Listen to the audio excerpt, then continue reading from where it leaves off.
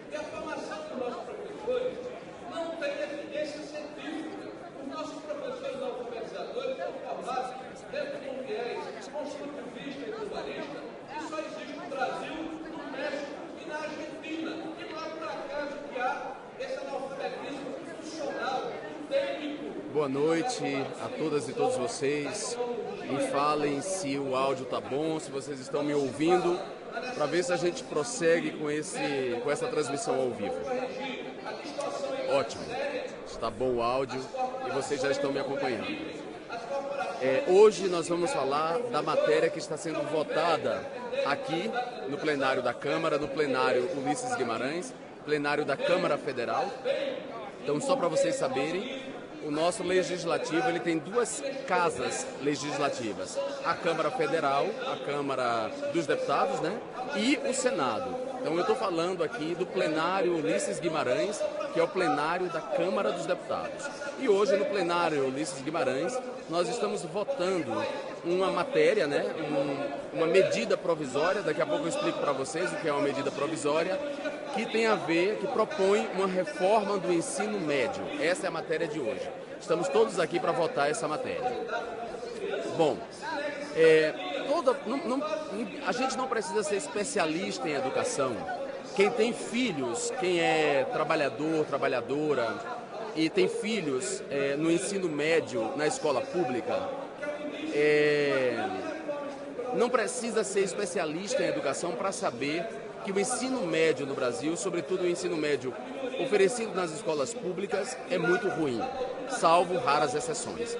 Então a gente não precisa ser especialista em educação, basta a gente ser pai e mãe de filhos que estão no ensino médio em escolas públicas e basta a gente lembrar da escola pública que a gente frequentou quando éramos adolescentes para saber que o ensino médio oferecido no Brasil não é bom e que ele piorou ao longo dos anos, né? Mas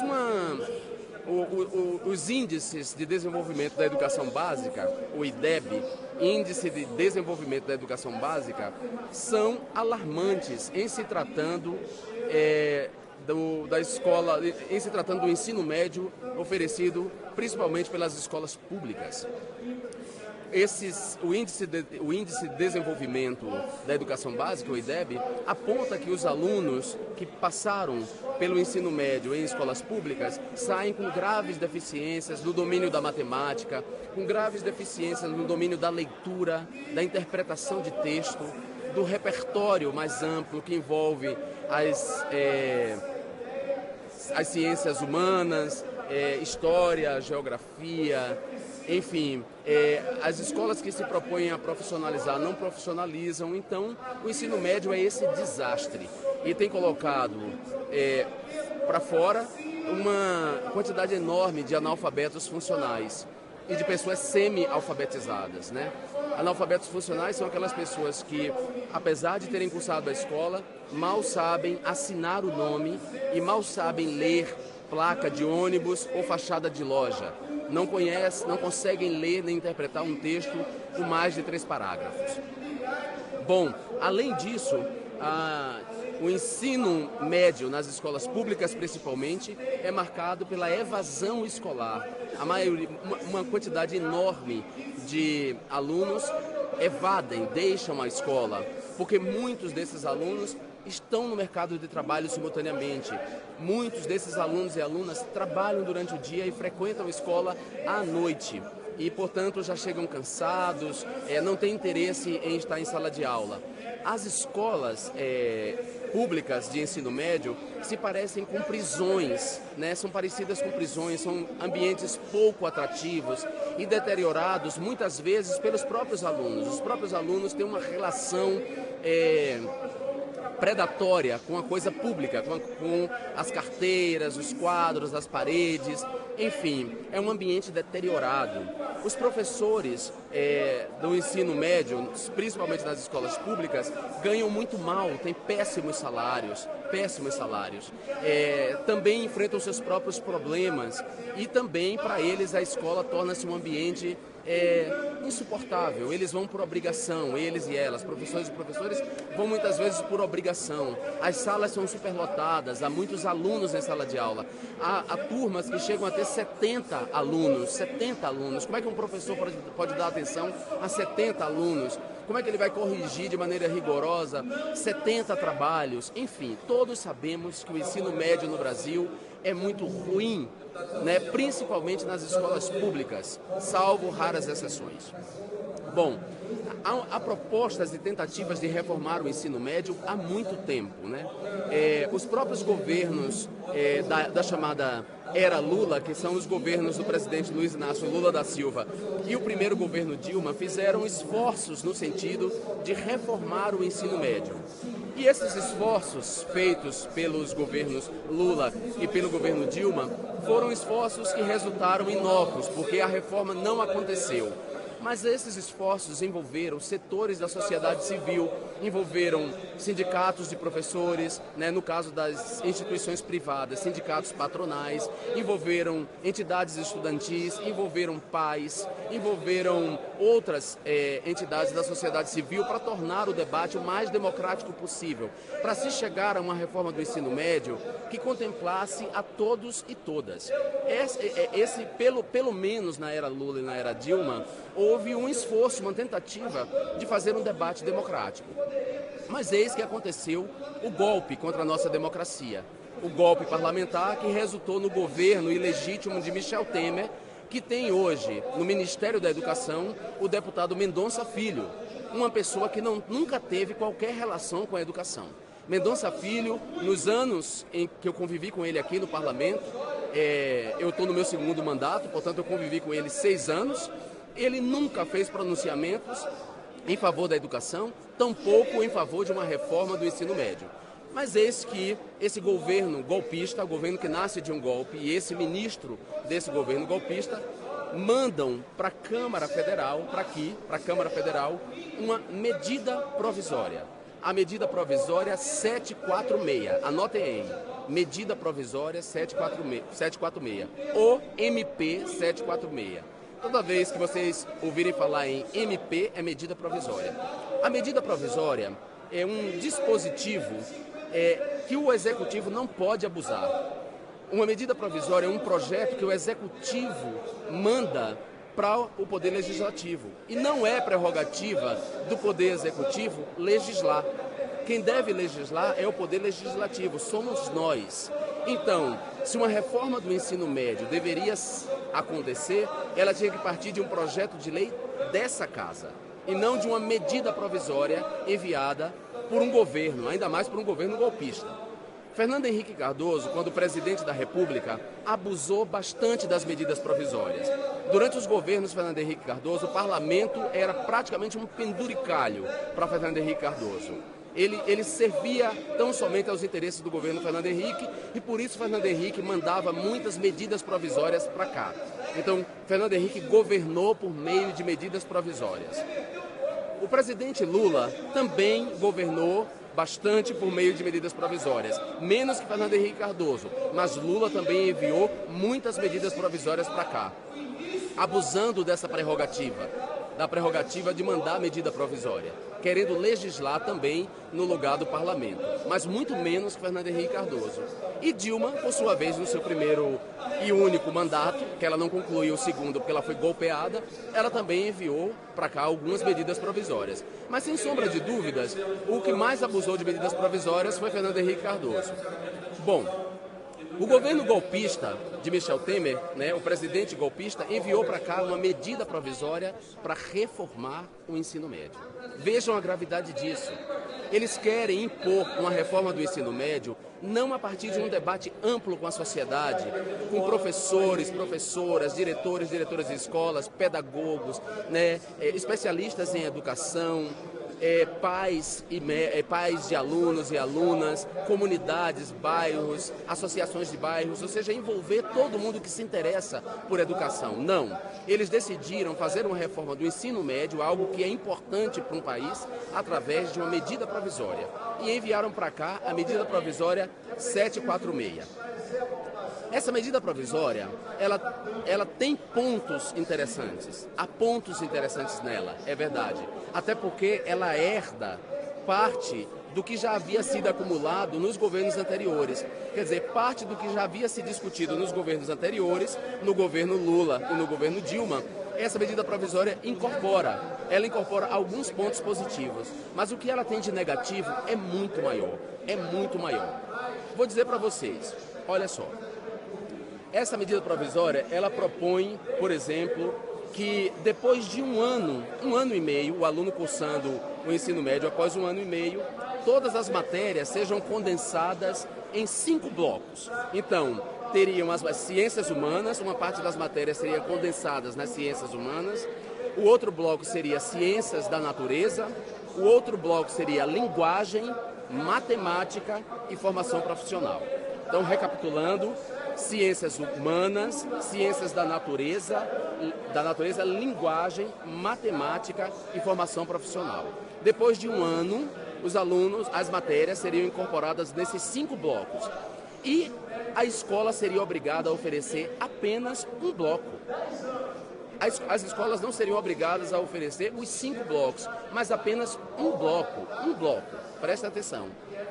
Então, cabe ao aluno escolher qual bloco ele quer cursar, de acordo com seus interesses quando ele for fazer o Enem, quando ele for fazer o vestibular. Olha que coisa.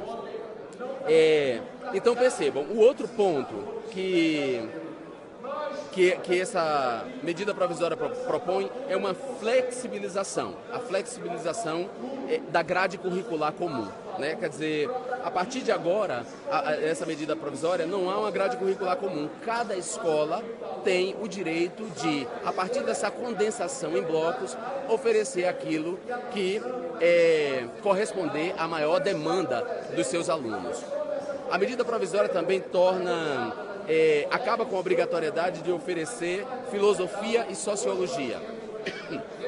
Os alunos não serão mais obrigados a estudar filosofia e sociologia. A escola oferece, se quiser, e o aluno, se procurar por essa demanda numa escola e não encontrar, ele terá que procurar outra escola que ofereça. O discurso do governo, ao apresentar essa medida provisória, é dizer que vai melhorar o ensino. Vai melhorar o ensino médio.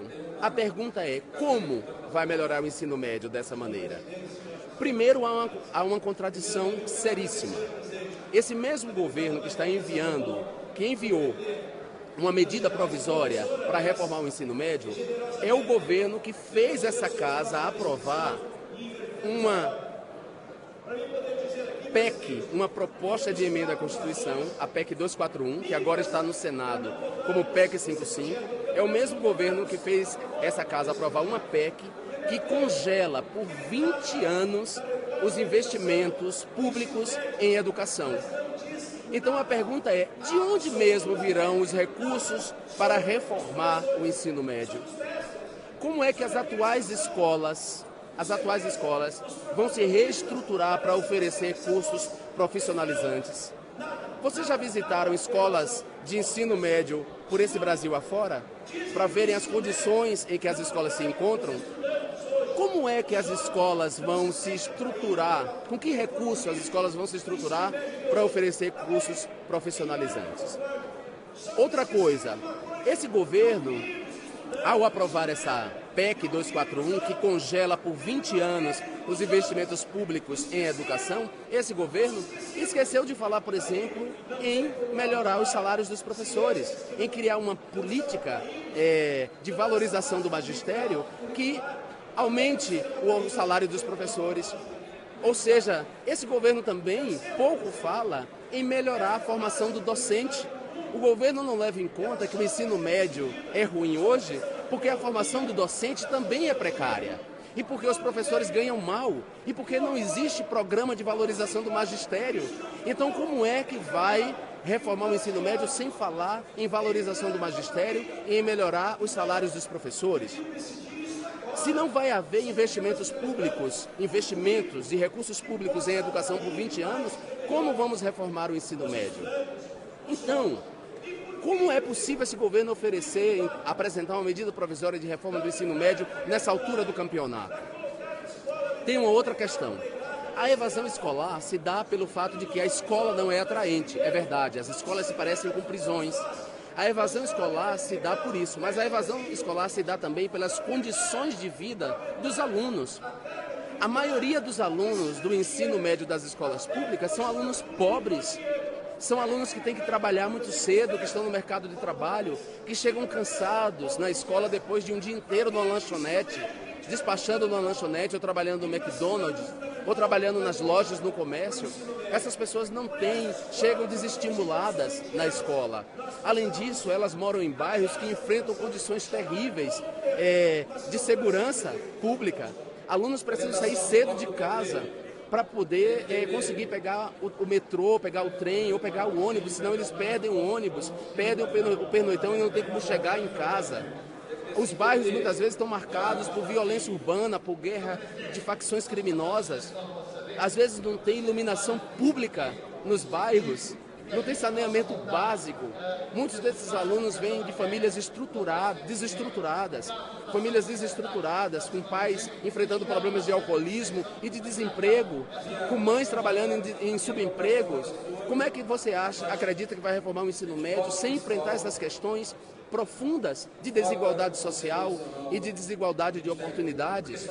Então, esse governo golpista, ao não pensar em políticas sociais, políticas de transferência de renda, políticas de geração de emprego e renda, esse governo, ao tentar congelar os investimentos públicos em saúde e educação, ciência e tecnologia, esse governo, ao fazer isso e ao mesmo tempo oferecer essa medida provisória, ele quer, na verdade, expulsar do ensino médio os pobres. Quer negar o direito à educação aos mais pobres, entendeu? Isso é que está por trás. Além disso, o que é que vai acontecer?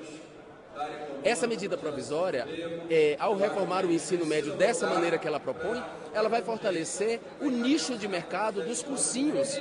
Porque qual é o aluno que vai sair de uma escola pública em que ele cursou um bloco de matérias, digamos assim, o bloco das ciências humanas, como é que ele vai se sentir seguro para encarar o Enem ou para encarar o vestibular de universidades privadas? Ele não vai se sentir seguro, então ele vai recorrer a cursinhos pré-vestibulares, aos famosos cursinhos pré-vestibulares e de preparação do Enem. Ou seja, vai fortalecer o nicho de mercado. Então, quem tem interesse nessa medida provisória são donos de cursinhos e donos de escolas privadas, das grandes escolas privadas. Não são nem das escolas médias, dessas escolas médias privadas de classe média baixa. São os donos das grandes escolas privadas e os donos dos cursinhos. Então vejam só, essa medida provisória que reforma o ensino médio, ela é um equívoco, ela é um tiro no direito à educação da maioria do povo brasileiro. Não há dúvidas para ninguém que o ensino médio oferecido aos nossos jovens, aos nossos adolescentes é ruim, não há dúvida para ninguém. Mas a saída não é essa reforma que esse governo golpista está propondo, não é excluir a sociedade desse debate. Vejam só. O Conselho Nacional de Educação, em 2011, apontou quais são as diretrizes para a educação básica no país. E em 2014, se eu não me engano, se eu não estou enganado, em 2014, o Conselho Nacional de Educação publicou a resolução número 2, que diz como deve ser a reforma da educação básica no país. Nós aqui, na Comissão de Educação, votamos as diretrizes amplas do ensino no Brasil. Nós, inclusive, aprovamos como essas diretrizes seriam implementadas, de onde viriam os recursos, que são os recursos do pré-sal, que eram os recursos do pré-sal, né? Nós aprovamos isso aqui. Esse governo, entretanto, tomou uma atitude contrária. Ele agora decidiu congelar os investimentos públicos em educação. Então a pergunta é, de onde virão os recursos para essa reforma? Então, fiquem atentos a esse debate. Eu vou dizer para vocês, o número, mais uma vez, da medida provisória da MP é a MP 746 de 2016. Procurem saber o que está acontecendo, acompanhem essa votação aqui. Esse governo golpista quer aprovar de maneira assodada, de maneira rápida, de maneira sem questionamentos, sem debate, todos os projetos de leis que de seu interesse e que interessam, na verdade, ao mercado, às grandes corporações, aos mais ricos, né? àquelas pessoas que sempre mandaram no país. E por isso esse governo aprovou aqui a PEC 241, que agora virou PEC 55 no Senado. Por isso esse governo quer aprovar de maneira corrida, assodada, essa medida provisória, a medida 746. E por isso, não por acaso, a quantidade de deputados que votaram na PEC, na proposta de emenda à Constituição 241, a quantidade de deputados que votou nessa PEC e a quantidade de deputados que pretende votar nessa medida provisória é a mesma quantidade de deputados que votaram pelo impeachment da presidenta Dilma Rousseff. Ou seja, a medida provisória 746 e a PEC 241, que foi aprovada aqui e que virou PEC 55 no Senado, fazem parte do golpe. São os frutos do golpe contra a nossa democracia. Fiquem em paz, todas e todos vocês. Qualquer coisa eu volto numa nova transmissão ao vivo. Nesse momento nós estamos debatendo a medida provisória, com deputados contrários falando na tribuna e deputados a favor falando na outra tribuna. Vou só mostrar para vocês brevemente o plenário, para vocês verem como é que está, e depois eu volto, me despeço, e qualquer coisa eu volto mais tarde, em uma nova transmissão. Momento só. Então, quase a maioria dos partidos, eu acho que a responsabilidade da política.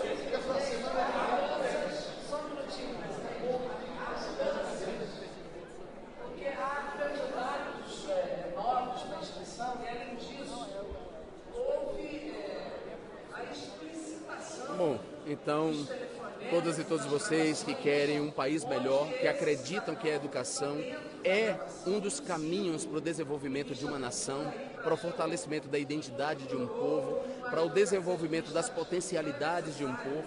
Se você acredita que educação, saúde, ciência e tecnologia são os eixos do desenvolvimento, além do acesso à cultura, vocês têm que estar atentos a esse debate e vocês não podem deixar que esses deputados e deputadas que foram favoráveis ao impeachment da Dilma consigam atacar os direitos da grande maioria da população à saúde e à educação. Não deixem, porque são os seus direitos, são os nossos direitos. Nós precisamos cada vez mais ocupar as ruas, ocupar os espaços. Nós precisamos cada vez mais protestar, contestar a imprensa, sobretudo a imprensa. A imprensa tem servido a esse governo. A imprensa tem apoiado esse governo. Então, o que a imprensa lhe diz nem sempre é o melhor para você. A imprensa tem buscado lhe enganar. A imprensa quer defender os interesses dos mais ricos.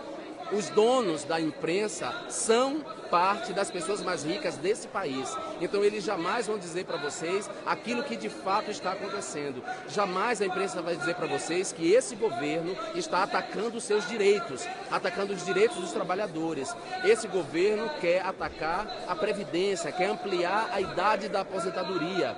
Esse governo quer acabar com direitos trabalhistas. Esse governo quer congelar investimentos públicos em saúde e educação. Esse governo quer reformar o ensino médio para excluir as populações mais pobres e os filhos dos trabalhadores do ensino médio e de uma formação melhor. Fiquem atentos, não caiam nesse canto das sereias. Busquem outras fontes de informação e não caiam na cantilena desses grupelhos de extrema-direita que estão do lado desses golpistas, que tiram foto ao lado de pessoas como Eduardo Cunha, que agora está preso por corrupção, e ao lado dos deputados e deputadas que apoiam o governo de Michel Temer, de Romero Jucá e de Renan Calheiros. Muito obrigado a todas e todos vocês. Um abraço.